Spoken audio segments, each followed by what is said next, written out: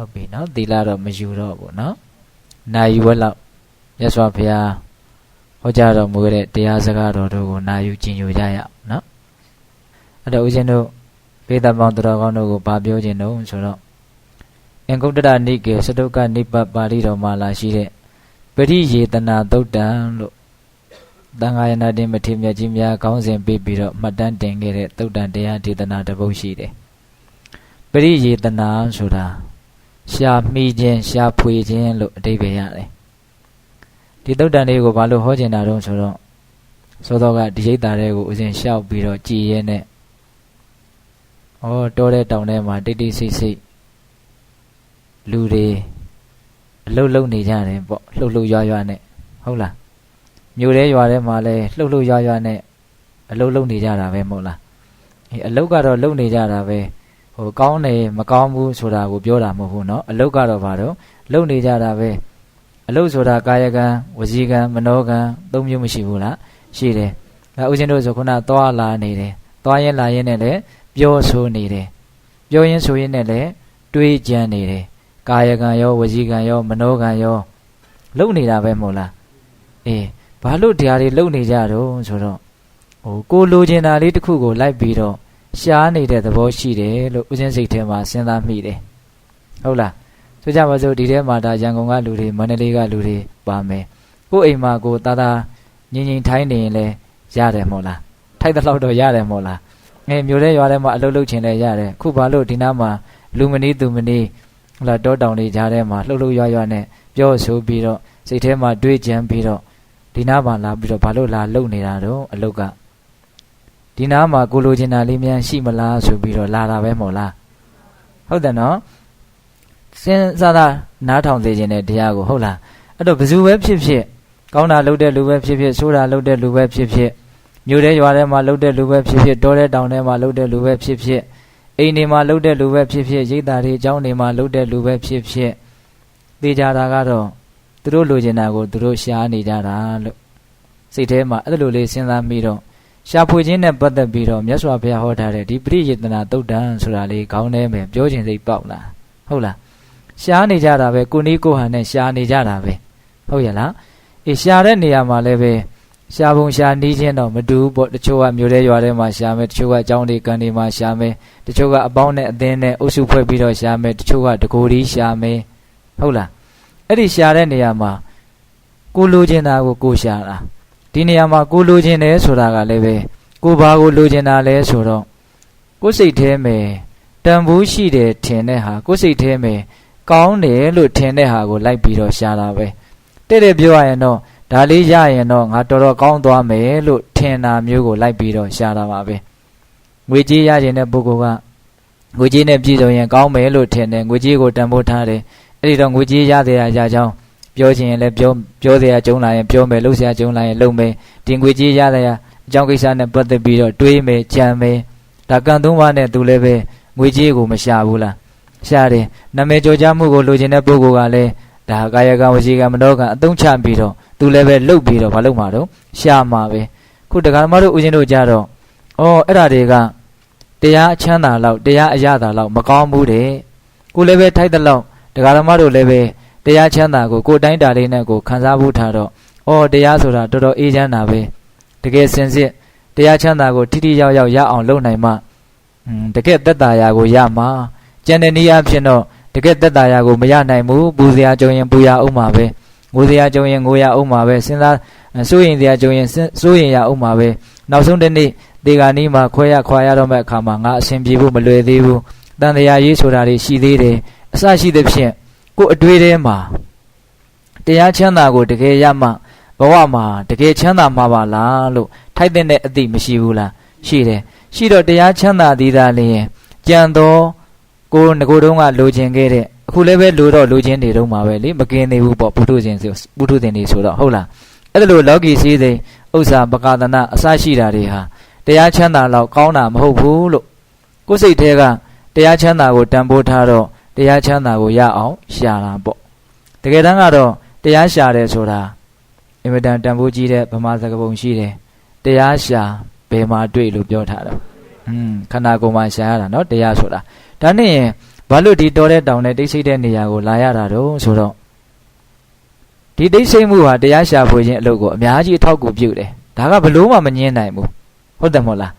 အေးစုသူညံညံပေါ်လို့ရိုက်နေတဲ့အာယုန်တွေရှုပ်ပွားခတ်နေတဲ့နေရာမျိုးမှာစတရားရှာဖို့အသိဉာဏ်တူကိုရအောင်လုပ်ဖို့ဆိုတာလွယ်သလားမလွယ်ပါဘူးဘုရားလောင်းတော်မှာတရားရှာခြင်းတော့စုညံပေါ်လို့ရိုက်နေတဲ့နန်းတော်ကြီးကိုစွန့်ခွာပြီးတော့တောတဲ့တောင်ထဲကိုသွားရတာပဲမဟုတ်လားအေးအဲ့တော့မသွားနိုင်ဘူးဆိုရင်လည်းပဲအိမ်ထဲမှာအဆင်ပြေအောင်ဒါကတော့တတ်နိုင်တဲ့လောက်တော့ကြိုးစားရမှာပေါ့သို့တော့တတ်နိုင်ရင်တော့စိတ်ငြိမ်ရာကိုရှာရတာဟာတရားချမ်းသာရှာတဲ့ပုဂ္ဂိုလ်အတွက်ဒါအင်မတန်တင့်လျောက်ပတ်တဲ့အလုပ်ပေါ့ဟုတ်ရလားအဲ့တော့ဦးဇင်းပြောချင်တာကလူတွေဟာကိုနီးကိုဟန်နဲ့ကိုသဘောပေါက်တယ်လို့လှုပ်ရှားပြီးတော့ရှာနေကြတယ်ရှာတဲ့အခါမှာလည်းပဲကိုလိုချင်တာလေးကိုရှာတယ်ကိုလိုချင်တယ်ဆိုတာကလည်းပဲကိုယ်စိတ်ထဲမှာကောင်းတယ်ထင်တာလေးတန်ဖိုးရှိတာလေးကိုလိုချင်တာပါတယောက်နဲ့တယောက်တန်ဖိုးထားဖို့ညင်းကတော့ဘယ်နည်းနဲ့မှမတူနိုင်ဘူးဟုတ်ရလားမတူနိုင်ဘူးနော်တချို့ကဒါကိုပဲသိပ်ပြီးတော့မျက်နှိုးတန်ဖိုးထားတယ်လို့အဲ့ဒါကြီးကိုပဲတချို့ကအိုးမရချင်ပါဘူးဆိုတာမရှိဘူးလားရှိတာပေါ့အဲ့လိုတန်ဖိုးထားတာချင်းဘာလို့မတူတော့ဆိုတော့အခြေခံအသိဉာဏ်ချင်းမတူလို့တန်ဖိုးထားပုံထားကြတာချင်းမတူကြတာဟုတ်ရလားအဲ့တော့ဒကာဓမ္မတို့ဦးဇင်းတို့ကြတော့သူတော်ကောင်းကြီးတွေဖျားမှုရှိတဲ့သူတော်ကောင်းကြီးတွေပြောသွားတဲ့စကားတွေကိုကိုကအများကြီးကြားဘူးတာဆိုတော့ဘဝမှာတကယ်တန်ဖိုးရှိတာကဘာတကယ်တန်ဖိုးမရှိတာကဘာဆိုတာကိုထိုက်တဲ့လောက်နားလည်ထားတော့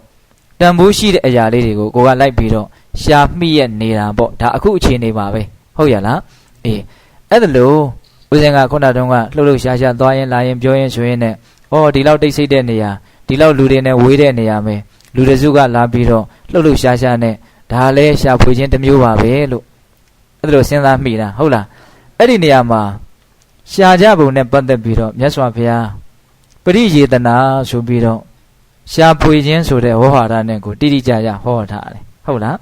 အဲ့ဒီမှာမြတ်စွာဘုရားဘာဟောတုံးဆိုတော့จิตသားတို့တဲ့အနရိယပရိယေတနာ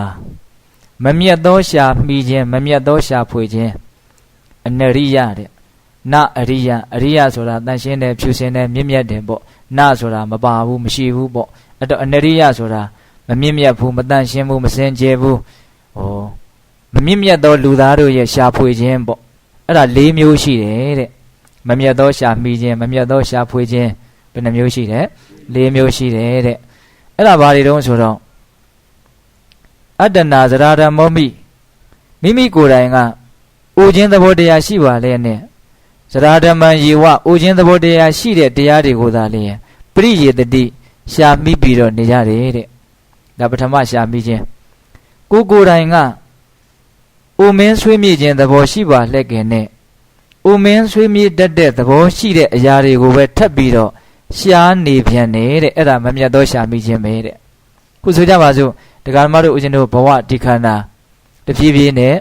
ပျက်စီးလိုက်နေတယ်တဖြည်းဖြည်းနဲ့ချုပ်ယွင်းလိုက်နေတယ်နောက်တော့လူအိုကြီးတယောက်အသွင်သဏ္ဍာန်ရောက်သွားသည့်အထိတရွေ့ရွေ့နဲ့ချီတက်နေတာပဲမဟုတ်လားနော်ဒါဘယ်လုံးမှမငင်းနိုင်ဘူးနော်အဲ့ဒါလို့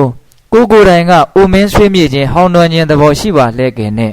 ကိုရှားထားတာတွေကိုကြည့်လိုက်ပြန်တော့လည်းပဲကိုအခုရှားနေတာတွေကိုကြည့်လိုက်ပြန်တော့လည်းပဲအိုမင်းဆွေးမြေ့တတ်တဲ့သဘောရှိတဲ့အရာတွေကိုပဲရှားနေတယ်တဲ့ခုဆိုကြပါစို့ကိုရှားထားတာတွေကကိုမိတ်ဆွေတွေရှိမယ်ကိုဆွေမျိုးတွေရှိမယ်လင်ရမယားရရှိမယ်သားသမီးတွေရှိမယ်ညီကိုမောင်နှမတွေရှိမယ်ကဲအဲ့ဒါသက်ရှိပိုင်းဆိုင်ရာကိုပြောတာနော်နောက်ပြီးတော့သက်မဲ့ပိုင်းဆိုင်ရာလည်းအများကြီးရှိတယ်အဲ့ဒီရှားထားတဲ့ဟာတွေသက်ရှိသက်မဲ့အရာတွေဟာအိုမင်းဆွေးမြေ့တတ်တဲ့သဘောရှိတဲ့အရာတွေကြီးပဲမဟုတ်လားဟုတ်တယ်နော်အဲ့တော့မထူးဘူးပေါ့ရှာဖွေခြင်းကမထူးဘူးပေါ့ထူးတဲ့ရှာဖွေခြင်းလို့မပြောနိုင်ဘူးပေါ့ဟုတ်လားကိုယ်တိုင်ကအိုတတ်တဲ့သဘောရှိပါလဲနဲ့အိုတတ်တဲ့သဘောရှိတဲ့အရာကိုပဲထပ်ပြီးတော့ရှာထားတယ်အဲ့တော့သူ့ရဲ့ရှာဖွေမှုကမမြတ်သောရှာဖွေခြင်းမထူးသောရှာဖွေခြင်းပေါ့ဟုတ်ရလားဒါမမြတ်သောရှာမိခြင်း၄မျိုးတည်းကတစ်မျိုးပေါ့နောက်တစ်မျိုးကပါဠိတွေမရွတ်တော့ဘူးနော်ကိုယ်တိုင်ကနာခြင်းကြိုက်ခဲခြင်းသဘောရှိပါလဲနဲ့နာခြင်းကြိုက်ခဲခြင်းသဘောရှိတဲ့အရာတွေကိုပဲထပ်ပြီးတော့ရှာထားတယ်တဲ့ဒါလည်းအင်မတန်ရှင်းပါတယ်ကိုယ်ခန္ဓာရဲ့သဘောကိုကိုယ်တိုင်ပေးသက်ပေါင်းသူတော်ကောင်းတို့ထိုက်တလောက်သိပြီးသားပါနော်အမြဲတမ်းနာခြင်းမှုဆိုတာရှိတယ်ဣရိယာပုကလေးနဲ့ပြင်းပြင်းနေလို့နာခြင်းမှုကမထင်ရှားပဲနဲ့နေတာထိုင်တာရှိသလိုလို့ထင်ရတာဟုတ်လားအစာအာဟာရနဲ့ဖုံးရတယ်ကိုယ့်ရဲ့ခန္ဓာကိုယ်ရဲ့ ဒီဒုက္ခကိုလေဣရိယာပုနဲ့ဖုံးရတယ်တကယ်လို့ဣရိယာပုနဲ့မဖုံးဘူးဆိုလို့ရှိရင်ခန္ဓာကိုယ်ဟာ15မိနစ်လောက်တောင်တစ်မျိုးတည်းနေလို့သိပြီးတော့အဆင်မပြေဘူးဟုတ်ရလားဒါကြောင့်တကယ်တမ်းကအမြဲတမ်းနာကျင်နေတတ်တဲ့သဘောရှိတဲ့တရားဓမ္မတို့ဦးဇင်းတို့တွေဒီထက်ရှာထားတာကလည်းပဲအဲ့ဒါလိုအမြဲတမ်းနာတတ်ကျင်တတ်တဲ့သဘောရှိတဲ့အရာတွေကိုပဲရှာထားတယ်တဲ့ဘာမှမထူးဘူးပေါ့ဟုတ်လားကိုဘေးကဟာတွေကလည်းအဲ့ဒါလိုသဘောတွေရှိတာတွေကြီးပဲမဟုတ်လားဟုတ်တယ်နော်အေးနောက်ပြီးတော့မရဏဓမ္မနော်အတ္တနာမရဏဓမ္မမိကိုယ်တိုင်ကသေခြင်းသဘောတရားရှိပါလဲခင်နဲ့မရဏဓမ္မယေဝပရိယေတတိသေခြင်းသဘောတရားရှိတဲ့အရာတွေကိုပဲရှာမိနေတယ်တဲ့ကိုယ်တိုင်ကပျက်စီးလိမ့်မယ်တနေ့သေဆုံးသွားလိမ့်မယ်ဒါပေမဲ့ကိုရှာထားတာတွေကအဲ့ဒါလိုသေတတ်တဲ့ပျက်စီးတတ်တဲ့အရာတွေကိုပဲကိုကရှာထားတာဟုတ်ရလားဒါကြောင့်တယောက်ကိုတယောက်တကယ်ထိထိရောက်ရောက်အကူအညီမပေးနိုင်ဘူးဆိုတဲ့အနေအထားကိုလည်းပြသရာရောက်တယ်လို့ဦးဇင်းခံစားရတယ်ကိုကလည်းအိုတတ်တယ်ရှာထားတာကလည်းအိုတတ်တဲ့အရာတွေပဲရှာတယ်ကိုကလည်းနာတတ်တယ်ရှာထားတာကလည်းနာတတ်တဲ့အရာတွေကိုပဲရှာတယ်ကိုကသေဆုံးတတ်တယ်ပျက်စီးတတ်တယ်အဲ့ဒါလိုပဲကိုရှာထားတဲ့အရာကလည်းပဲပျက်စီးတတ်တဲ့သေဆုံးတတ်တဲ့အရာတွေကိုကယ်တင်နိုင်တဲ့အရာမဟုတ်ဘူးပေါ့ဟုတ်လားဘယ်နှမျိုးရှိသွားပြီတော့၃မျိုးရှိသွားပြီနော်အိုခြင်းနာခြင်းသေခြင်းနောက်ပြီးတော့ကို၌ကပူလောင်စေတဲ့နှိမ့်ဆက်တတ်တဲ့ကိလေသာတရားတွေထင်ရှားရှိပါလဲနဲ့ပူလောင်စေတဲ့နှိမ့်ဆက်တတ်တဲ့ကိလေသာရှိတဲ့အရာတွေကိုပဲရှာထားတယ်တဲ့ပြောရရင်တော့ပူတတ်တဲ့ကိုကပူတတ်တဲ့အရာတွေကိုပဲထပ်ပြီးတော့ရှာထားတာဟုတ်လားကိုဘေးကကိုနဲ့နီးစပ်ရာကိုမျက်နှာရတဲ့လူတွေကအပူငိမ့်တဲ့လူတွေဟုတ်သလားဟုတ်သူတန်တန်မှာလည်းပဲလောဘဒေါသအပြည့်ပေါ့နော်လောဘဒေါသရှိမှတော့ပူပြီပေါ့ဗျာဟုတ်လားဒေါသကတော့ပူတာအင်မတန်ထင်ရှားပါတယ်ဒေါသပူတာကလောလောဆယ်ကိုသူကတိတိတာတာကိုပူတာဒါပေမဲ့ဒေါသပူတာတဲ့လောဘပူတာကပိုကြောက်စရာကောင်းတယ်လို့ဦးဇင်းကထင်တယ်ဘာဖြစ်လို့လဲဆိုတော့လောဘကအစကတိတ်မပူသလိုပဲကိုလိုချင်တာလေးရရင်ကိုဖြစ်ချင်တာလေးစိတ်ကူးလေးရင်နေရရင်မပူတဲ့အပြင်ချမ်းသာတယ်လို့တောင်ထင်ကောင်းထင်ကြသေးတယ်ထင်လဲထင်ပါတယ်ဒါဦးဇင်းတို့ကိုယ်တိုင်လဲလောဘရှိနေတာပဲတခါဒီလောဘဖြစ်ရတာကိုအရသာရှိပြီးတော့နေတာဟုတ်လားဒါပေမဲ့အဲ့ဒီကိစ္စကတော်တော်ပြဿနာကြီးတယ်လို့ထင်တယ်ဘာဖြစ်လို့ဆိုတော့ကိုလောဘဖြစ်ထားတဲ့ကိုလိုချင်တဲ့ကိုဆွဲလန်းတဲ့အရာကမခိုင်မြဲသောပျက်စီးသောအရာတွေဖြစ်နေလို့ပဲအဲ့ဒါကြီးကဇာတိပြလာပြီမခိုင်မြဲလို့မခိုင်မြဲတဲ့အကြောင်းပြလာပြီပျက်စီးတဲ့လို့ပျက်စီးပြပြီဆိုတော့ဆွဲလန်းမှုကြီးရင်ကြီးသလောက်လောဘကြီးရင်ကြီးသလောက်အဲ့ဒီအချိန်မှာအဲ့ဒါလှိမ့်ပိန်ပြီးတော့ခံဖို့သာပြင်ပြီးတော့ပဲလောဘရဲ့အဖြစ်ကဒေါသတဲ့ပူပြီးတော့ကြီးတယ်လို့ဦးဇင်းထင်တယ်တနည်းအားဖြင့်လည်းပဲဒေါသဆိုတာလောဘကြီးသလောက်ဒေါသကြီးရတဲ့အနေအထားမှာရှိတယ်အကြံဉာဏ်အဖြစ်ဒေါသကိုအလိုမကျဘူးလို့လည်းဘာသာပြန်ကြတယ်နော်အလိုမကျဘူးတဲ့ဟုတ်လားအလိုဆိုတာနဲမယ်ဆိုရင်အလိုမကျဘူးဆိုတာနမနေနိုင်ပြီဘူးလားအလိုဆိုတာကိုမရှိဘူးဆိုရင်အလိုမကျဘူးဆိုတာကိုရှိတဲ့အကြောင်းမရှိတော့ဘူးဟုတ်ရဲ့လားအဲ့တော့တုံးတစ်ခုဖြစ်နေတာကိုမကျင်တတ်ဘူးဆိုရင်ကိုကဘယ်လိုဖြစ်ချင်တာတော့ကိုဖြစ်ချင်တာပုံစံလေးငကိုကရှိနေလို့ကိုဖြစ်ချင်တဲ့ပုံစံနဲ့မတိုက်လို့မကိုက်လို့အဲ့ဒီကိစ္စကိုမကြည်မနှက်ဖြစ်ရတာကိုသဘောပေါက်ရဲ့လားအစားတဲ့ကိုကစားကိုဖြစ်ချင်တယ်ဆိုတာကိုရချင်တယ်ကိုလိုချင်တယ်ဆိုတာကမရှိဘူးဆိုရင်ဒေါသဖြစ်เสียအကြောင်းတောင်ရှိမယ်လို့မထင်ဘူးဟုတ်ရဲ့လားဒါကြောင့်ဒေါသကနှိမ့်ဆက်တာတဲ့လောဘကပိုးပြီးတော့တတ္တဝါတွေကိုအခြေခံကြနှိမ့်ဆက်တယ်နောက်ဆုံးတစ်နေ့တရားဓမ္မတို့ဦးဇင်းတို့ငိုစရာကြုံရင်ငိုရအောင်မယ်စိုးရင်စရာကြုံရင်စိုးရင်ရအောင်မယ်ပူစရာကြုံရင်ပူရအောင်မယ်လို့ရည်ရွယ်ပြောတာကလည်းပဲဒီလောဘမကင်းသေးတာကိုရည်ရွယ်ပြီးတော့ပြောတာဟုတ်ရဲ့လားဆိုကြပါစို့တရားဓမ္မတို့ဦးဇင်းတို့စိတ်ပူရတယ်စိတ်ညစ်ရတယ်စိတ်ဆင်းရဲရတယ်စိုးရင်ရတယ်ဆိုတာကပျက်စီးလို့စိုးရင်ရတာပူပန်ရတာပျက်စီးမပျက်စီးခင်လည်းပျက်စီးမှလေလားလို့ပျက်စီးမှုကိုကြောက်တာပါပဲတကယ်တမ်းကတော့ဟုတ်ရဲ့လားဆိုကြပါစို့ခန္ဓာကိုယ်ပေါ်မှာကင်ဆာဆိုတာမျိုးများရှိနေမယ်ဆိုရင်ဘယ်လိုနေမလဲတကယ်တမ်းကကင်ဆာကိုကြောက်တာလားခန္ဓာကိုယ်ကြီးပျက်စီးသွားမှာကိုကြောက်တာလား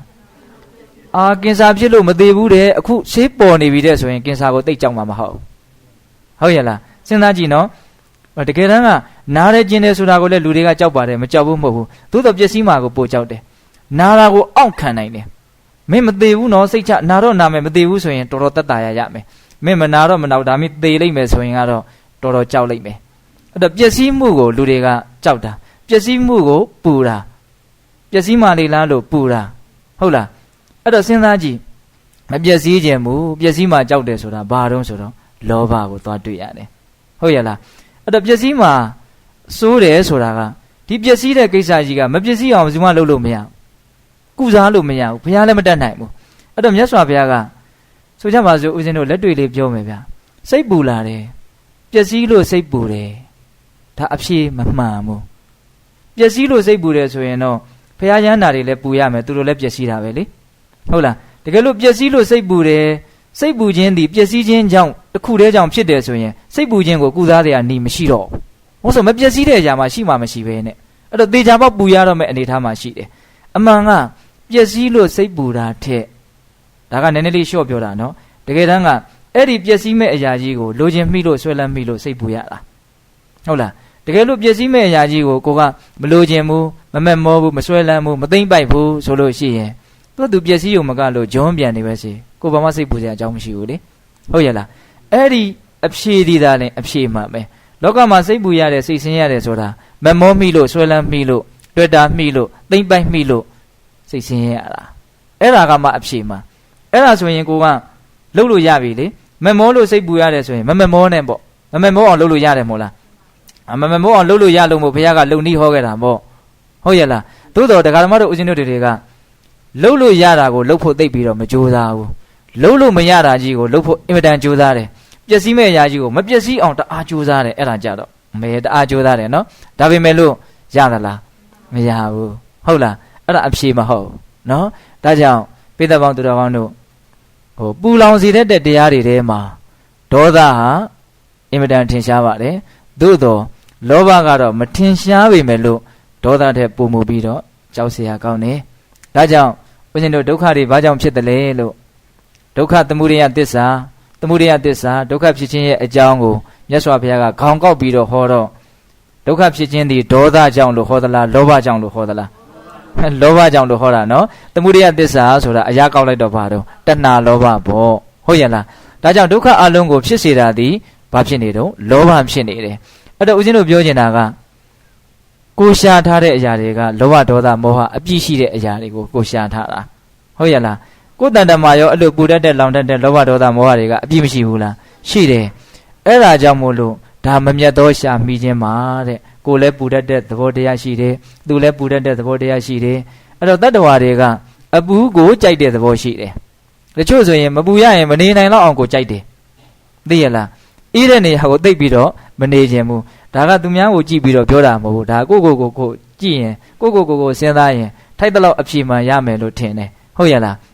းဒါပါတော့လေအဲ့တော့ဦးဇင်းတို့မမြတ်သောရှာမိခြင်းဘယ်နှမျိုးဟောထားလဲ၄မျိုးဟောထားတယ်အခုသိသွားပြီနော်အေးမမြတ်သောရှာမိခြင်းကိုယ်တိုင်ကဥခြင်းသဘောတရားရှိပါလဲနဲ့ဥရတဲ့သဘောရှိတာတွေကိုပဲရှာထားတယ်ကိုယ်တိုင်ကနာရတဲ့သဘောရှိပါလဲနဲ့နာရတဲ့သဘောရှိတဲ့အရာတွေကိုပဲရှာထားတယ်ရှားနေတယ်ရှားအောင်မယ်ဒါအတိတ်နာကပြစ္ဆုတ်ပံအကုန်ဆုံးအောင်ပြောရလိမ့်မယ်ဟုတ်လားအေးနောက်ပြီးတော့ကိုယ်တိုင်ကပျက်စီးတတ်တဲ့သေဆုံးတတ်တဲ့သဘောရှိပါလဲနဲ့ပျက်စီးတဲ့သေဆုံးတတ်သောအရာတွေကိုသာလျှင်ရှာခဲ့တယ်ရှားနေတယ်ရှားအောင်မယ်ဒါမှမြတ်သောရှားမိခြင်းတွေပေါ့နော်ကိုယ်တိုင်ကပူလောင်တတ်တဲ့ဆင်းရဲတတ်တဲ့နှိမ့်ဆက်တတ်တဲ့ကိလေသာတရားတွေတန်ကိလေထတန်ကိလေတိကဓမ္မာပေါ့နော်ကိလေသာတရားတွေရှိနေပါလှဲ့ခင်နဲ့အဲ့ဒါလိုပူတတ်လောင်တတ်နှိမ့်ဆက်တတ်တဲ့သဘောရှိတဲ့ကိလေသာတရားတွေရှိတဲ့အရာတွေကိုပဲရှာထားတယ်တဲ့အဲ့ဒါပါတော့မမြတ်သောရှာမိခြင်းပါတဲ့ရှာဖွေရင်းနဲ့ပတ်သက်ပြီးတော့ပြောနေတာနော်လောကကြီးမှာကိုရတာတွေဟာကိုရှာတာကိုရတာပဲတကယ်တမ်းကတော့ဟုတ်လားဘယ်သူကမှအတင်းရော့အင်းဆိုပြီးတော့ဇွတ်ထက်ပြီးတော့ပေးထားတာမဟုတ်ဘူးဟုတ်လားပေးထားလို့လည်းမရပါဘူးကိုမလိုချင်ဘူးဆိုရင်ဒါပယ်လိုက်ုံရှိတာပဲလေဟုတ်တယ်မို့လားအဲ့တော့ကိုရှာထားတာတွေကိုရနေတာတွေဟာကိုရှာထားတာတွေပဲအဲ့ဒါလိုသဘောပေါက်ပြီးတော့မြတ်စွာဘုရားကတော့ဟောဒီမှာမမြတ်သောရှာမိခြင်းဆိုတာကိုပြောထားတယ်နောက်မြတ်သောရှာမိခြင်းဆိုတာလည်း၄မျိုးရှိတယ်တဲ့ခုနဟာ၄ခုနဲ့ဆန့်ကျင်ဘက်ပေါ့ဒါပေမဲ့နည်းနည်းထူးတာလေးတော့ပါတယ်အဲ့ဒါဘာပြောတုံးဆိုတော့မြတ်စွာဘုရားကကိုယ်တိုင်ကအိုခြင်းသဘောတရားရှိနေတယ်အဲ့ဒါကိုကစဉ်းစားပြီးတော့ဒီအိုခြင်းသဘောတရားရဲ့အပြစ်အနာစာကိုမှန်မှန်ကန်ကန်မြင်ပြီးတော့တဲ့ယောဂခေမအနုတ္တရနိဗ္ဗာန်ပရိယေတတိတဲ့နော်ယောဂ၄ပါးတို့ရဲ့ကုံရာအတုမရှိမြင့်မြတ်တဲ့နိဗ္ဗာန်ဆိုတဲ့တရားကိုရှာတယ်တဲ့ဟောမြတ်သောရှာမိခြင်းတစ်ခုနော်ကိုယ်တိုင်ကအိုတတ်တဲ့သဘောရှိတယ်အိုရတာဟောင်းရတာဆွေးရတာဒါမကောင်းဘူးဒါကောင်းတဲ့သဘောမဟုတ် ရာမကောင်းမှုဆိုတာကတော့ဘယ်သူမှမငင်းနိုင်ပါဘူးနော်ဟုတ်လားအဲ့ဒါကိုမကောင်းမှုဆိုလို့ရှိရင်ဘာလို့နိုင်အောင်ကြိုးစားမလဲစွန့်နိုင်အောင်ကြိုးစားရမှာပေါ့မကောင်းမှုဆိုလို့ရှိရင်ပယ်နိုင်အောင်ကြိုးစားရမှာပေါ့ဟုတ်ရလားအဲ့ဒါလို့အိုခြင်းသဘောတရားရဲ့အပြစ်အနာစာကိုမြင်ပြီးတော့အိုခြင်းသဘောတရားလွတ်ကင်းရာယောဂ၄ပါးကုန်ရာအတုမဲ့မြင့်မြတ်ရာနိဗ္ဗာန်ဆိုတဲ့တရားကိုရှာတယ်တဲ့နိဗ္ဗာန်ရောက်ကြောင်းတရားကိုရှာတယ်ပေါ့နော်ဒါတစ်မျိုးနောက်ကိုယ်တိုင်ကနာခြင်းသဘောတရားရှိနေတာကိုသဘောပေါက်ပြီးတော့နာခြင်းသဘောတရားမကောင်းဘူးလို့နာခြင်းသဘောတရားရဲ့အပြစ်အနာစာကိုမြင်ပြီးတော့နာခြင်းသဘောတရားကလွတ်ကင်းတဲ့ယောဂ၄ပါးရဲ့ကုန်ရာအတုမဲ့မြင့်မြတ်ရာနိဗ္ဗာန်ဆိုတဲ့တရားကိုရှာတယ်တဲ့အဲ့ဒီလိုပဲငါမှသိခြင်းသဘောတရားရှိတယ်ပျက်စီးတတ်တဲ့သဘောတရားရှိတယ်ဒါမကောင်းဘူးလို့တေဆုံးခြင်းပျက်စီးခြင်းရဲ့အပြစ်အနာစာကိုမြင်ပြီးတော့တေဆုံးခြင်းပျက်စီးခြင်းလွတ်ကင်းရာအတုမဲ့မြင့်မြတ်ရာနိဗ္ဗာန်ဆိုတဲ့တရားကိုရှာတယ်တဲ့ဟုတ်ရလားနောက်ပြီးတော့ဒီပူလောင်စေတဲ့နှိမ့်ဆက်တဲ့တရားတွေဟာငါမှရှိနေတယ်ဒါတွေဟာမကောင်းဘူးလို့ဒါတွေရဲ့အပြစ်ကိုမြင်ပြီးတော့ဒါတွေကလွတ်မြောက်ရာအတုမဲ့မြင့်မြတ်တဲ့နိဗ္ဗာန်ဆိုတဲ့တရားကိုရှာတယ်တဲ့ဘယ်နှမျိုးတော့၄မျိုးဟုတ်ရလားအဲ့တော့ဘေးသဘောသူတော်ကောင်းတို့ကိုဘာရှာတယ်လဲဆိုတာကိုဘာရတယ်လဲဆိုတာကိုဘေးသဘောသူတော်ကောင်းတို့အဓိကကြိုးကင်သွားလိမ့်မယ်သိရလားအဲ့တော့ဘာရခြင်းတယ်လဲဘာရခြင်းတယ်လဲဆိုရင်ဘာရှားနေတယ်လဲဆိုတာကိုစဉ်းစားဖို့မလိုဘူးလားလိုတယ်ဒီနေရာမှာဘာရှားနေတယ်လဲဆိုတာကိုအဖြေမှန်ထွက်ခြင်းရင်ငါဘာကိုတန်ဖိုးထားနေတယ်လဲဆိုတာကကောဆက်ပြီးတော့တွေးသေးဟာမရှိဘူးလားရှိတယ်နော်ကိုတန်ဖိုးထားတယ်ကိုရခြင်းတယ်ဆိုတဲ့အရာကကိုတန်ဖိုးထားကိုစိတ်ထဲကောင်းတယ်ထင်တဲ့အရာကိုရှာမှာပါပဲဟုတ်ရဲ့လားသို့တော့ကိုရဲ့နှုတ်ကဘလောက်ဖယ်တပြီးတော့တို့ကနိဗ္ဗာန်ကိုတန်ဖိုးထားပါတယ်နိဗ္ဗာန်ရောက်ကြောင်းကိုမျက်နှိုးပါတယ်လို့ပြောတော်လဲပဲကိုကအကယ်၍ဥဒ္ဒနာတတ်တည်တတ်တဲ့ပူလောင်တတ်တဲ့တရားတွေကိုရှားနေမယ်ဆိုရင်တော့မပြေးတော်လဲကံရရှိဟုတ်ရဲ့လားပါဇက်ကသာနိဗ္ဗာန်တရားကိုမျက်နှိုးတယ်ပြောနေပဲမလို့တကယ်လက်တွေ့မှာနိဗ္ဗာန်ရောက်ကြောင်းတရားနဲ့ဆန့်ကျင်ဘက်အရာတွေကိုရှားမယ်ဆိုရင်တော့ကိုမျက်နှိုးပါတယ်တန်ဖိုးထားပါတယ်ဆိုတဲ့နိဗ္ဗာန်တရားကိုရနိုင်မလားမရနိုင်ဘူးဟုတ်ရဲ့လားဒါကြောင့်ကိုယ့်ရဲ့စိတ်ထဲကအခြေခံကြတဲ့ဒါတန်ဖိုးရှိတယ်ဒါတန်ဖိုးမရှိဘူးလို့သိမြင်နားလဲတဲ့စိတ်အဲ့ဒါတွေကလည်းအင်မတန်အရေးကြီးတယ်လို့ဦးဇင်းကတော့ထင်တယ်ဟုတ်ရဲ့လားဒါကြောင့်မြတ်စွာဘုရားသာသနာနဲ့တွေ့တဲ့အခါမှာစစ်မှန်တဲ့ယုံကြည်မှုပေါ့နော်တရားတရားနော်ဘယ်ရာကတန်ဖိုးရှိတယ်ဘယ်ရာကတန်ဖိုးမရှိဘူးဘယ်ရာကအရေးကြီးတယ်ဘယ်ရာကအရေးမကြီးဘူးဟုတ်လားဒီလိုသာသနာနဲ့တွေ့တဲ့အခိုက်ဒီလိုဘဝကိုရထားတဲ့အခိုက်ဒါအင်မတန်တန်ဖိုးရှိတယ်အင်မတန်အခွင့်ကောင်းအခါကောင်းပဲလို့သိမြင်နားလည်တဲ့စိတ်ဒါတွေဟာလည်းပဲလူတစ်ယောက်ရဲ့ရှေ့ဆက်လုပ်မဲ့အလုပ်ကိုအများကြီးကြိုးကင်နေတယ်လို့ဦးဇင်းထင်တယ်ဟုတ်ရဲ့လားဒါကြောင့်ဘေးသဘောသူတော်ကောင်းတို့အခြေခံလဲကောင်းဖို့အင်မတန်အရေးကြီးတယ်နော်ဟုတ်ရဲ့လား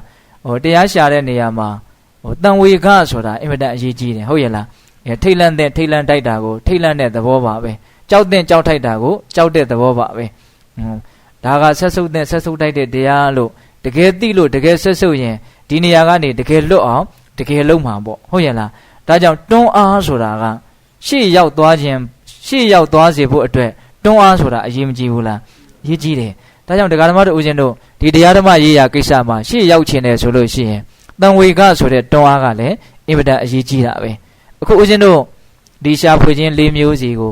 အနရိယပရိယေတနာအရိယပရိယေတနာဟုတ်လားမမြတ်သောရှာမိခြင်းမြတ်သောရှာမိခြင်းဒီ၄မျိုးကိုပြောတာဟာထိုက်တဲ့ထိတ်လန့်မှုတန်ဝေကကိုတော့ဖြစ်စေလိမ့်မယ်လို့ထင်တယ်ဟုတ်ရဲ့လားငါဘာတွေလုံးနေပါလိမ့်ဆိုတာကိုတော့အ ਨੇ ဆုံးတတိထားမိမယ်ထင်တယ်ဟုတ်ရဲ့လားအဲ့တော့ဒကာဓမ္မတို့ဦးဇင်းတို့အနှစ်ချုပ်ပြီးတော့ပြောချင်တာကတော့အိပ်ပျော်နေတဲ့အချိန်ကလွဲပြီးတော့ကျန်တဲ့အချိန်မှာကာယကံသို့မဟုတ်ဝစီကံသို့မဟုတ်မနောကံနော်ကံသုံးပါးနဲ့အလုပ်တွေကိုတော့လုပ်မနေကြဘူးလားလုပ်နေတယ်ဘယ်ချိန်မှအနာမရှိဘူးနော်အဲ့ဒီအလုပ်လုပ်ခြင်းရဲ့ရည်ရွယ်ချက်ကတစုံတစ်ခုကိုရကျင်တဲ့စိတ်ပါကိုပါနေတယ်ဟုတ်ရဲ့လားဆိုကြပါစို့ဝေယဝဆတွေလုပ်တယ်ကုသိုလ်ကောင်းမှုတွေလုပ်တယ်ဆိုရင်ဟာဒါလေးကတန်ဖိုးရှိတယ်ငါအတွက်ဒီကုသိုလ်ကောင်းမှုလေးရမှာပဲဒါလေးကငါ့ကိုချမ်းသာစေမှာပဲလို့ဒါလေးကိုမျက်နှိုးလို့ဒါလေးကိုရကျင်လို့ဒီကာယကံဝစီကံမနောကံတွေလုပ်တာပေါ့ဟုတ်ရဲ့လားဆိုကြပါစို့ပိဿပေါင်းသူတော်ကောင်းတို့စဉ်းစားကြည့်နော်ကာယကံဝစီကံမနောကံဆိုတာကလည်းပဲကောင်းတဲ့နေရာမှာလည်းရှိတယ်မကောင်းတဲ့နေရာမှာလည်းရှိတယ်အဲ့တော့မကောင်းတဲ့ကာယကံဝစီကံမနောကံတွေကိုအသုံးပြုပြီးတော့ကြိုးစားနေကြတဲ့လုပ်နေကြတဲ့ပုဂ္ဂိုလ်တွေဟာလည်းပဲဒါသူတို့လည်းသူတို့လိုတာကိုသူတို့ရှားနေတာပဲဟုတ်တယ်မဟုတ်လားအဲ့ဒီတော့ဒီကံသုံးပါးနဲ့အမြဲမပြတ်လောက်ကင်ပြီးတော့ရှာဖွေကြတဲ့နေရာမှာကိုယ့်ရဲ့ဥတီချက်ကလေးဟာမှန်ဖို့မလိုဘူးလားလိုတယ်မှန်ဖို့လိုတယ်အဲ့ဒါလို့ဥတီချက်မှန်ဖို့ဆိုရင်ခုနတုန်းကသုတ်တာဟာအများကြီးအထောက်အကူပြုလိမ့်မယ်ထင်တယ်ဟုတ်ရဲ့လားဒါကြောင့် ကာယကံမှုဝစီကံမှုမနောကံမှုတွေတက်နိုင်တဲ့မြတ်သတိလေးထားပြီးတော့ဒီကာယကံဝစီကံမနောကံသည်ယောဂ၄ပါးရဲ့ကုံရနိဗ္ဗာန်တရားကိုရဖို့အတွက်အကြောင်းထောက်ပံ့ဖြစ်စေမယ်လို့အဲ့လိုမျိုးစိတ်ထဲမှာပြတ်ထမ်းပြီးတော့ထားရမယ်ဟုတ်ရဲ့လားအဲ့တော့တဲ့ပြောရရင်တော့ကာယကံမှုဝစီကံမှုမနောကံမှုဖြစ်တိုင်းသတိထားနိုင်ရင်အဲ့ဒါအကောင်းဆုံးပဲဟုတ်ရဲ့လားတခါတလေကိုကကုသိုလ်စိတ်နဲ့ဝေယဝဆလုပ်နေတယ်ဆိုကြပါစို့နော်အဲ့ဒီအချိန်မှာတစုံတစ်ခုသောမတည့်တဲ့အကြောင်းအရာတစ်ခုစိတ်ညစ်ဖွယ်ရာစိတ်တူဖွယ်ရာအဲ့ဒီအကြောင်းအရာတစ်ခုကိုကတွေးမိနေတယ်ဆိုရင်လှုပ်တာလှုပ်နေတယ်အဲ့ဒီအချိန်မှာကုသိုလ်ရတယ်လို့ပြောနိုင်မလားပြောနိုင်ဘူးဟုတ်လားဘယ်လိုစိတ်နဲ့လှုပ်နေဆိုစိတ်ညစ်တဲ့စိတ်မကျေနပ်တဲ့စိတ်နဲ့လှုပ်နေမှာကိုဟုတ်ရဲ့လားဝေယဝဆလှုပ်တိုင်းကုသိုလ်ရတယ်လို့တော့ပြောလို့မရဘူးပေါ့ဟုတ်လားကုသိုလ်ဆိုတာကိုယ့်ရဲ့စိတ်ထဲမှာမြင့်မြတ်စင်ကြယ်တဲ့ကောင်းတဲ့သဘောလေးဖြစ်သွားတာကိုဒါကုသိုလ်လို့ခေါ်တာမဟုတ်လားအဲ့တော့တတိကတော့အမြဲတမ်းရှိနေမှအဆင်ပြေမှာဟုတ်ရဲ့လားအပေါ်ယံပုံသဏ္ဍာန်လောက်ကိုကြည့်ပြီးတော့ကောင်းတာတွေဖြစ်နေပါတယ်လို့ပြောဖို့ကတော့တော်တော်ခက်တယ်ဒါယောဂီတွေအတွက်လက်တွေ့ဦးဇင်းကပြောပြတာဒါတွေပြောဖို့လို့စိတ်ကူးမရှိပါဘူးဒါပေမဲ့ခေါင်းထဲပေါ်တော့ပြောမိနေတာပေါ့ဟုတ်ရဲ့လားအဲ့တော့ပြောချင်တာကဒီကာယကံဝစီကံမနောကံကံသုံးပါးကတော့လှုပ်ရှားနေတာပဲပြောဆိုနေတာပဲတွေးကြံနေတာပဲဟုတ်ရဲ့လားအေးဘာကိုရကျင်တဲ့စိတ်နဲ့ဘယ်လိုစိတ်နဲ့ပြောနေတာတုံးဘယ်လိုစိတ်နဲ့လှုပ်နေတာတုံးဘယ်လိုစိတ်နဲ့တွေးနေတာတုံးဒါကပိုအရေးမကြီးဘူးလားအရေးကြီးတာပေါ့ဟုတ်ရဲ့လားဒါကြောင့်ပိဿပေါင်းတော်ကောင်းတို့ဒီကိုဘာကိုရကျင်တယ်လဲငါဘာကိုရှားနေတယ်လဲဆိုတာလေးကဘဝမှာအင်မတန်တွေးစရာကောင်းတဲ့အရာတစ်ခုလို့ထင်တယ်ဒါကတော့အခြေခံအကြဆုံးတရားလည်းဖြစ်မယ်ထင်ပါတယ်အထူးသဖြင့်လူငယ်တွေပေါ့နော်ဘဝမှာဆက်ပြီးတော့အလိုရှိတာတွေကိုအများကြီးရှာကြအောင်မဲ့လူတွေဟုတ်ရဲ့လားကိုဆက်ပြီးတော့ရှာမဲ့ကိစ္စဟာငါဘာကိုတန်ဖိုးထားပြီးတော့ငါဘာကိုရှာလို့ငါဘာတွေရမှာပါလိတ်ဆိုတဲ့အတွေ့မျိုးကိုအခြေခံပြီးတော့နော်မှန်အောင်တဲ့အောင်ကြိုးစားဖို့မလိုဘူးလားလိုတယ်ဟုတ်ရဲ့လားဒါကဦးဇင်းကစောစောကဒီရိတ်တာတဲ့ကိုရှောက်သွားရင်းနဲ့ဖြစ်လာတဲ့အတွေ့လေးတွေကိုဒါစောစောစာလေးကိုကြည့်လိုက်သေးတယ်ဟုတ်လားအခုပြောရင်းနဲ့စိတ်ကူးပေါက်လာတာလေးတွေပါထည့်ပြီးတော့ဒါပြောလိုက်တာပေါ့ဟုတ်ရဲ့လားဒါကြောင့်ဘေးသားပေါင်းသူတော်ကောင်းတို့အလုပ်တွေလုပ်ပြီးတော့ရှာနေကြတာပါပဲလူတိုင်းဟုတ်ရဲ့လားမြတ်သောရှာမိခြင်းလားမမြတ်သောရှာမိခြင်းလားဆိုတာကိုတော့ချိန်ထိုးဖို့လိုမယ်ပေါ့ဟုတ်ရဲ့လားဒါကြောင့်ကိုရိတ်တာထဲမှာယောဂီလုပ်ပြီးတော့မြတ်သောရှာမိခြင်းဆိုတာလေးကိုစားတဲ့တဖို့ကြိုးစားနိုင်ဖို့ဆိုတဲ့ရည်ရွယ်ချက်နဲ့ဒါဥစဉ်တို့ကတော့ပြောတာပါဟုတ်ရဲ့လားဒါကြောင့်ပိဿပေါင်းသူတော်တို့ဒါဒီကနေ့ပရိယေတနာသုတ်တံတဲ့ခေါင်းထဲမှာဆွဲအောင်မှတ်ထားပေါ့နော်။အိုခြင်းနာခြင်းသေခြင်းညှဉ်းနှွမ်းပူလောင်ခြင်းရှိပါလှဲ့ကနဲ့အိုခြင်းနာခြင်းသေခြင်းညှဉ်းနှွမ်းပူလောင်ခြင်းရှိတဲ့တရားတွေကိုပဲရှာနေမယ်ဆိုရင်တော့မမြတ်တော့ရှာမိခြင်းပါဟုတ်ရဲ့လား။အိုခြင်းနာခြင်းသေခြင်းပူလောင်ခြင်းရှိတာကိုသိပြီးတော့အိုခြင်းနာခြင်းသေခြင်းပူလောင်ခြင်းရဲ့အပြစ်အနာစာကိုမြင်ပြီးတော့အဲ့ဒီတရားစိုးတွေကလွတ်မြောက်အောင်ယောဂ၄ပါးတို့ရဲ့ကုန်ခါရနိဗ္ဗာန်ကိုရှာမယ်ဆိုရင်တော့မြတ်သောရှာမိခြင်းပါဟုတ်ရဲ့လားအဲ့ဒါလိုရှာမယ်ဆိုရင်လည်းပဲကံ၃ပါးမှာတတိဝရိယဉာဏ်ပညာဥရှိပြီးတော့ပြုကြဖို့ပြောကြဖို့တွေးကြဖို့အဲ့ဒါအကောင်းဆုံးနည်းပါပဲဟုတ်ရဲ့လားတတိပဋ္ဌာန်လို့ပြောမယ်ဆိုရင်ကောမရဘူးလားရတယ်နော်ကာယကံတွေပဲဖြစ်ဖြစ်ဝစီကံတွေပဲဖြစ်ဖြစ်မနောကံတွေပဲဖြစ်ဖြစ်ဒါကကံရှုထောင့်ကနေပြီးတော့ပြောတာပေါ့နော်ဟိုလိုဦးဇင်းတို့သဘာဝတရားရှုထောင့်ကပြောမယ်ဆိုရင်တော့ကာယဆိုတဲ့ရုပ်ပိုင်းဆိုင်ရာကိုပဲဖြစ်ဖြစ်ဝေဒနာဆိုတဲ့ခံစားမှုဆိုင်ရာကိုပဲဖြစ်ဖြစ်ဟုတ်ရဲ့လားစိတ်ဓာတ်ဆိုတဲ့သိမှုပိုင်းဆိုင်ရာကိုပဲဖြစ်ဖြစ်ဓမ္မဆိုတဲ့သဘောတရားပိုင်းဆိုင်ရာကိုပဲဖြစ်ဖြစ်ခန္ဓာကိုယ်ပေါ်မှာဘာတွေပဲဖြစ်ပေါ်လာဟုတ်လားအဲ့ဒါကိုတတိဝရိယဉာဏ်ပညာကြီးကြီးနဲ့အမြဲမပြတ်သိအောင်ကြိုးစားမယ်ဆိုလို့ရှိရင်ဒါပေမဲ့သူတော်ကောင်းတို့နိဗ္ဗာန်ကိုရှာမိရမရဘူးလားရောက်တယ်ခုကတော့ဦးဇင်းကလက်တွေ့ပိုင်းလေးနဲ့တမျိုးပြောကြည့်တာပေါ့နော်ကာယကံနေသွားလာလှုပ်ရှားနေကြတာပဲနော်အဲ့ဒါကိုသိမယ်ဆိုရင်ဒါသတိပဋ္ဌာန်ဖြစ်ဘူးလားဖြစ်တာပေါ့ကာယကံကိုသိရင်ဒါကာယ ानु ပဒနာသတိပဋ္ဌာန်ပေါ့ဟုတ်လားအဲ့ဒါကိုသိရင်နဲ့ဒီကာယနဲ့ဆက်ဆက်ပြီးတော့ဖြစ်ပေါ်နေတဲ့နာမ်ပိုင်းဆိုင်ရာတွေကိုရောသိမသွားနိုင်ပြီဘူးလားသိသွားနိုင်တာပေါ့ဝေဒနာပိုင်းဆိုင်ရာသိရင်ဒါဝေဒနာ ानु ပဒနာသတိပဋ္ဌာန်ပေါ့ဟုတ်ရဲ့လားအဲ့ဒါလိုပဲကာယကံဝစီကံမနောကံဟုတ်လားကံ၃ပါးကိုတတိကုတ်ကဲပြီးတော့နောက်ကဝရိယတန်တန်နဲ့သိမြင်မှုပညာဥရှိပြီးတော့ကြိုးစားမယ်ဆိုလို့ရှိရင်ဒကာဓမ္မတို့ဦးဇင်းတို့တွေဒီမြတ်သောရှာမိခြင်းဆိုတာမဖြစ်ပေဘူးလားဖြစ်မှာပါဟုတ်ရဲ့လားဒါကြောင့်ပေသာပေါင်းသူတော်ကောင်းတို့သည်မြတ်သောရှာမိခြင်းဖြင့် ရှာမိရှာဖွေနိုင်ကြသည်ဖြစ်ဖြစ်အမျက်ဆုံးသောနိဗ္ဗာန်တရားတို့တရားမြတ်ကိုမျက်မှောက်ပြုနိုင်ကြတဲ့သူတော်ကောင်းတွေဖြစ်ကြပါစေတည်း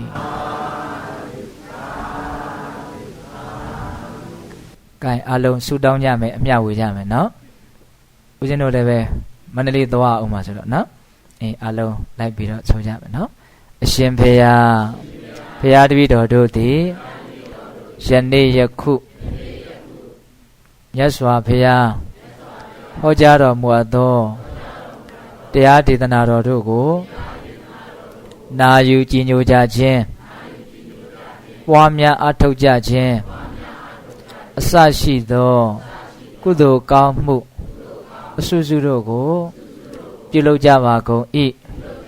အရှင်ဘုရားဤကောင်းမှုဤကုသိုလ်တို့ဤအစွမ်းတတ္တိကြောင့်မဲ့ဉဏ်ဖူဉဏ်ဉာဏ်နိဗ္ဗာန်ကိုလျင်မြန်ထုတ်ချောက်မျက်မှောက်ပြုအပ်ပါလို၏အရှင်ဘုရားဤကောင်းမှုဤကုသိုလ်တို့ဤအဖို့ဘာကကိုအသက်ထင်ရှားရှိမရှိဖြစ်ကုန်သောဘိုးဘွားမိဘဆွေမျိုးသားချင်းတို့အားအစထား၍သုံးသက်တဘုံကျင်လီကုန်သောတတ္တဝါအနန္တတို့အားထတ်တူထက်မြတ်ပေးဝေငှပါ၏အမျှရကြ၍ကိုယ်စိတ်နှဖျားကျမ်းမာချမ်းသာကြသည်ဖြစ်ကြပါစေသောအလုံးကြားကြသမျှအမျှအမျှအမျှရှုတော်မူကြပါကုန်လုံးသာဓုသာဓုသာဓုအလုံးကြားကြသမျှအမျှအမျှအမျှရှုတော်မူကြပါကုန်လုံးသာဓုသာဓုသာဓုအလုံးကြားကြသမျှအမျှအမျှအမျှရှုတော်မူကြပါကုန်လုံးသာဓုသာဓုသာဓု gain အလုံးကိုယ်စိတ်နှဖျားကျမ်းမာချမ်းသာကြပါစေ